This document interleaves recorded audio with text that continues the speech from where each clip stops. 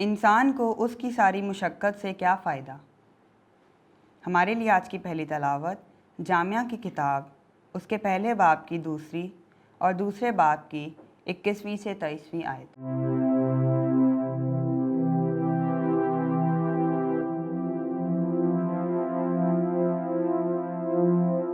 باطل ہی باطل، یہ ہے جامعہ کا کہنا۔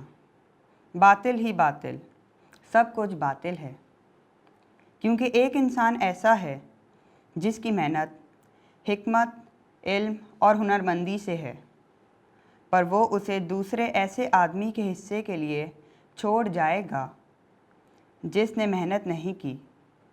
یہ بھی باطل اور بڑی قباحت ہے۔ تو انسان کو اپنی تمام محنت اور اپنے دل کی اس بیزاری سے کیا فائدہ ہے جو اس نے سورج کے نیچے اٹھائی، کیونکہ اس کے تمام ایام اندوا اور اس کا شغل مصیبت ہے، یہاں تک کہ رات کو بھی اس کا دل آرام نہیں پاتا۔ یہ بھی باطل ہے۔ پاک کلام کے پڑھے اور سنے جانے پر خدا کی برکت ہو، خدا کا شکر ہو۔ جماعتی جواب: کاش آج تم اس کی آواز سنو۔ آؤ ہم خداوند کے لیے نغمہ پردازی کریں، اپنی نجات کی چٹان کے لیے خوشی سے للکاریں، اس کے حضور شکر گزاری کرتے ہوئے آئیں اور گیت گاتے ہوئے اس کے آگے خوشی کے نعرے ماریں۔ جماعتی جواب: کاش آج تم اس کی آواز سنو۔ آؤ ہم جھکیں اور سجدہ کریں اور اپنے خالق خداوند کے آگے دوزانوں ہو جائیں، کیونکہ وہی ہمارا خدا ہے اور ہم اس کی پاسبانی کی امت بلکہ اس کی ہدایت کا غلہ ہیں۔ جماعتی جواب: کاش آج تم اس کی آواز سنو۔ کاش کہ آج تم اس کی آواز سنو۔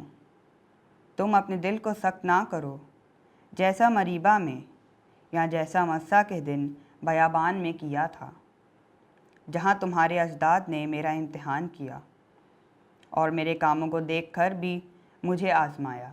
جماعتی جواب: کاش آج تم اس کی آواز سنو۔ عالم بالا کی چیزوں کی تلاش میں رہو جہاں مسیح ہے۔ ہمارے لیے آج کی دوسری تلاوت مقدس پولس رسول کا خط کلسیوں کے نام، اس کے تیسرے باب کی 1 سے 5 اور 9 سے 11 آیات۔ اے بھائیو، اگر تم مسیح کے ساتھ جی اٹھے ہو تو عالم بالا کی چیزوں کی تلاش میں رہو، جہاں مسیح خدا کی دہنی طرف بیٹھا ہوا ہے۔ عالم بالا کی چیزوں کے خیال میں رہو، نہ کہ ان کے جو زمین پر ہیں، کیونکہ تم مر چکے ہو اور تمہاری زندگی مسیح کے ساتھ خدا میں چھپی ہوئی ہے۔ جب مسیح جو ہماری زندگی سے ظاہر ہوگا تو تم بھی اس کے ساتھ جلال میں ظاہر ہو جاؤ گے۔ بس تم اپنی زمینی اعضاء کو مردہ رکھو، یعنی حرام کاری، ناپاکی، شہوت، بری خواہش اور لالچ کو، جو بت پرستی کے برابر ہے۔ ایک دوسرے سے جھوٹ نہ بولو۔ تم نے تو پرانی انسانیت کو اس کے کاموں سمیت اتار دیا ہے اور اس نئی کو پہن لیا ہے جو معرفت حاصل کرنے کے لیے اپنے خالق کی صورت پر نئی بنتی جاتی ہے، جہاں نہ کوئی یونانی ہے، نہ یہودی، نہ مختون، نہ غیر مختون، نہ بربری، نہ اسکوتی، نہ غلام، نہ آزاد، مگر مسیح ہی سب کچھ ہے اور سب میں ہے۔ پاک کلام کے پڑھے اور سنے جانے پر خدا کی برکت ہو، خدا کا شکر ہو۔